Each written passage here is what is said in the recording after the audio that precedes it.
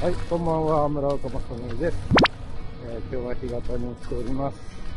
明日から大潮という潮回りを迎えて、今日夕方の会議が終わって、ちょっと病院に行っていかなきゃいけなくて、その病院で、なかなかね、呼ばれなくて、しっかり出遅れて、もうだいぶ引いちゃって、パリの試合はほぼ終わったかもしれない。あと30分ぐらいあるんで、ちょっと今急いで干潟に帰ってきたんです。こって長考ですけど、まあ誰かしら知れるかもしれないんで、頑張っていきます。今シーズンね、4度目の干潟です。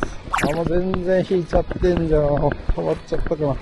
まあやっとハイシーズンになってきましたね。やっぱなかなかね、昨今、おかっぱり秋シーズンほんとすごくて、もうずっとね、ボートで、まあボートが釣れるっていうのもあるけど、おかっぱりやると大変なんですよ。いろいろ。場所取りとか。まあしかも入り方が、なんか入り方っていうか、こっちが意図せず、なんか取っちゃうような感じになっちゃったり、たまたまそこでやってたら場所取りとかでどうのこう言われちゃったりとか、それが嫌で、みんながいなくなったら、ハイシーズンですね。まだ全然釣れますから。何人か入ってるかな。ちょっとピカパカしてますね。風が西か。で、7分、8分、最後の一下げ、それで出るんじゃないかな。ちょっと入れるだけ入っています。はい。で、タックルですね。まず今日はハイローラー。富士に出たハイローラー 103ML。リールがダイワのエグジストですね。LT4000 の C で、東レの C バス P パワーゲーム。今日は1号。リーダーが20ポンド。ルアー何しようかな。ちょっとテストしなきゃいけないルアーも。あ、やっちゃった。ルアー置いてしちゃった。つかなかった。よかった、チーズいて。戻ります。戻ります。うわ、初ジョンボ。今年最初のルアー忘れしました。あ、っていうか、地面に置いたまんまじゃ、早く戻らないと。はい、お待たせしました。15分ほど、ロスしました。まあ、ルアー無事にありました。さすがに、こんな遅く来る人いなかったなっていうような気がする。どうしようかな。テストもいいけど、まず1本釣り行きたいから、相座あたりで、投げてきますか。そうだな、去年最後も相座だったな。そこ、影潮がまだ残ってて、流れは効いてそうですね。相座できます。さすがにこの2往復は意味不明でしたね。いや、その代わりポカポカ。むしろ汗だく。もうでもだいぶ流れが弱い。ちょっともう出遅れまして、今両サイドに人がいるんで、ライトもつけると迷惑かかっちゃうから、暗くてすいません。もう両サイド、今ワンドの奥にいるんですね。で、ワンドの両サイド、どっち変えてるかなと思ったら、またちょっとずつ移動しますが、ちょっとワンドの中のね、叩いてないとこに。この辺の干潟はアマモが結構あるので、まあ投げてね、どこにあるかは投げてみないとわかんないんですけど、まあ、乱れ打ちっていうんですかね。いろんなとこ通して、で、引いてくると結構ルアーがね、スネコンぐらいだとアマモの中をにょーっとなぞってくる感じも分かったりするので、そういったアマモのそばについてる。一見大きな岬なんですけど、まあ海岸線はね、まあどこのサーフでも同じように、わずかに出っ張って、へこんで、出っ張って、へこんでを繰り返してるので、まあ、そのわずかな差もやっぱりシーバスに関しては岬サイドに立って、まあ右か左からね、流れが払い出してるんで、岬になってる地形だから、この流れ打ちの、まあ一つは教科書通りの成功法ですね。さあもうあと1時間ぐらい。暑い。気温7度ぐらいなのに、汗だくでございます。止まって移動します。はい。やっと、魚が回ってくる場所で、履いてた場所、見つけましたんで、ちょっとここで粘りたいと思います。ここはね、左から右に潮が流れてきて、今はもう干潮1時間切ったぐらいだと思うんで、もう一見流れてないんですけど、まあそれしょうがないよ。来るのが遅かったから。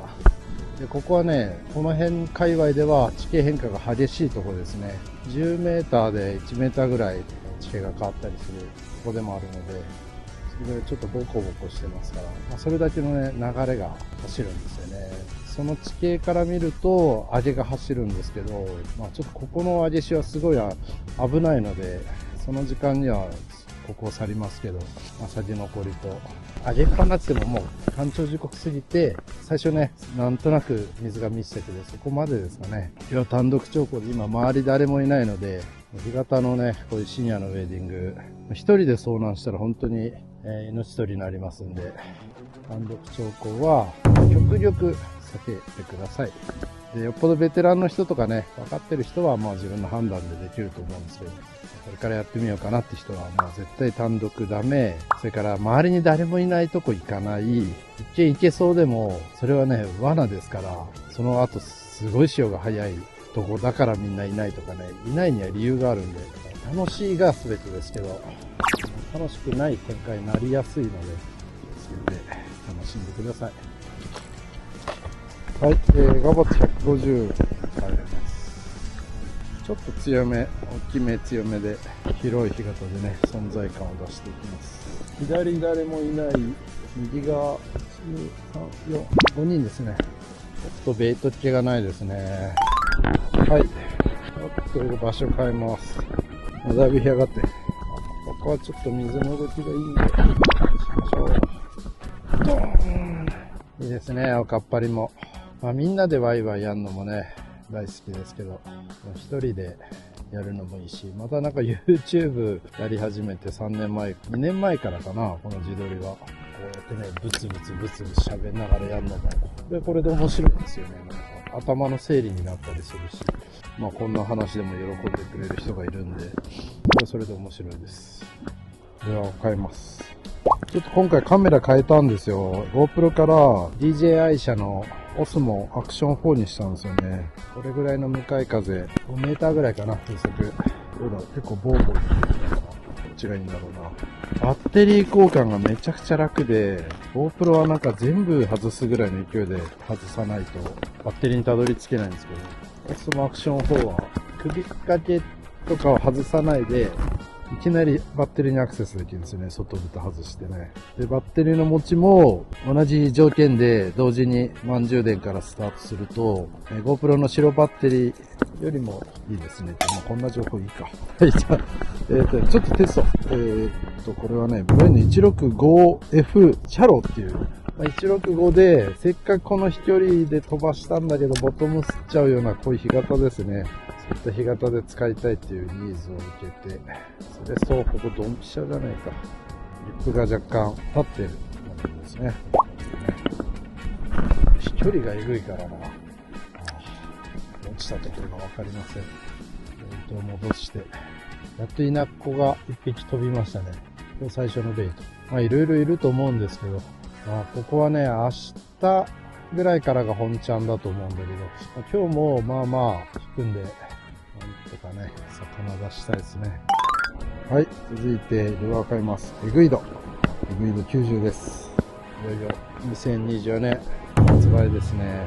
もうマイクロベイト吐くちっちゃいサヨリ、バチもいけんじゃないかぐらい思ってます。ちなみに立てたり、水中入ると結構大きくニュルンニュルン動くタイプのリップレスバイブレーションですね。そこレンジも入るので、アイザーと違った攻めどころがあるので、こんな状況いいんじゃないかと思うんですよね。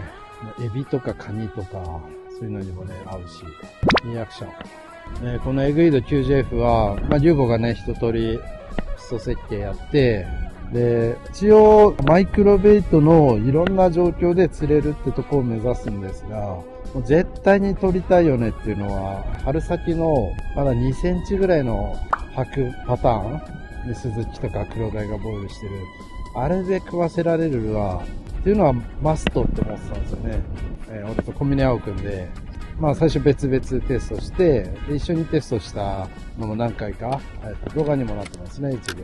そういう感じでやって、で、また戻して、で、またテストして、繰り返して、で、最後もうこれで行くよってなって、ほぼ製品仕様が固まってから、全国のね、テスター投げて、そしたら比較的こういうちっちゃいプラグ、得意なメンバーが結構ね、秋バカバカ釣ってましたね。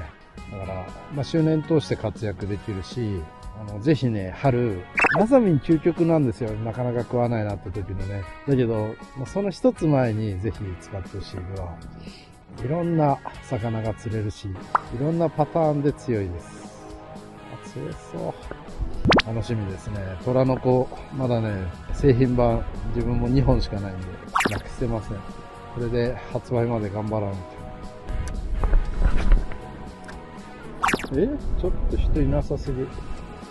諦めるには早いぞ、みんなまだ。夜9時だぞ。9時59分干潮なんで、まあ11時ぐらいまではね、できるはずなんですけど。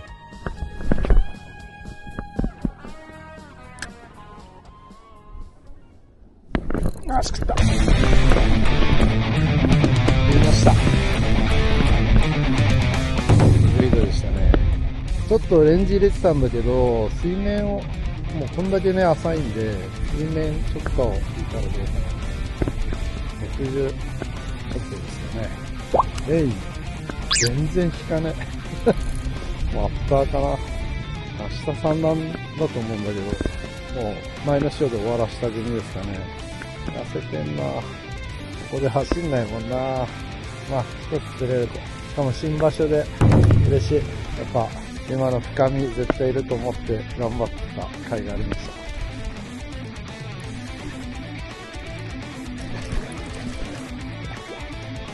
取れました。70ありそうなぐらい。やったぜ。グイドいいですね。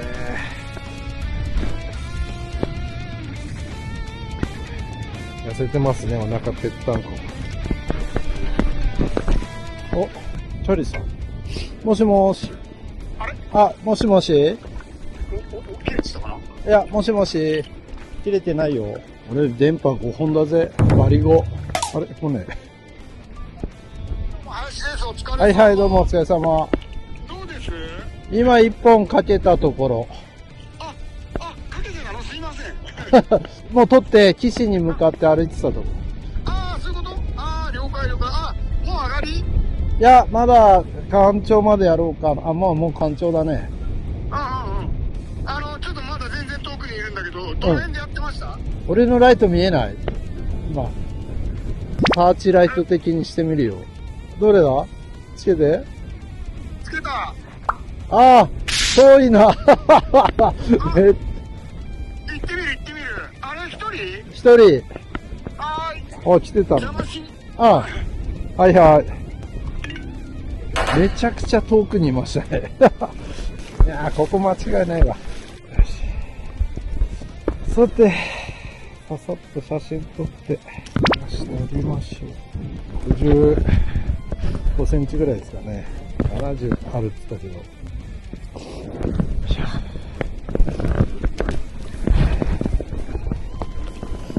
ばっつり食ってくれました。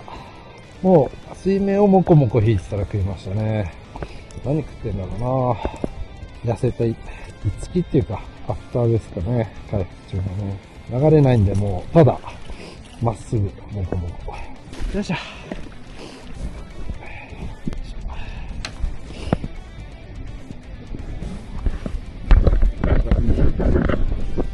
おー、いいですね、この、青銀のブルーシルバー。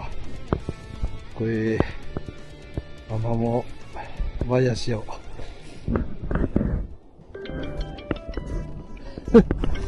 遠いからやめろって絶対来そう。はい、もしもし。もう一回ライト頼んでいいですか？どうぞ。はいはいはい。わかった。めっちゃ遠い。やめとく？いや。すごいね。了解。はい。さあ、じゃあ今干潮5分前なんで、あと20分ですかね。ちょっとやって。よし、釣れたから。もう今日はこんだけ出遅れたらね、1本でじゃ OK です。一長1時間半。もうちょい歩き回りたかったけどね。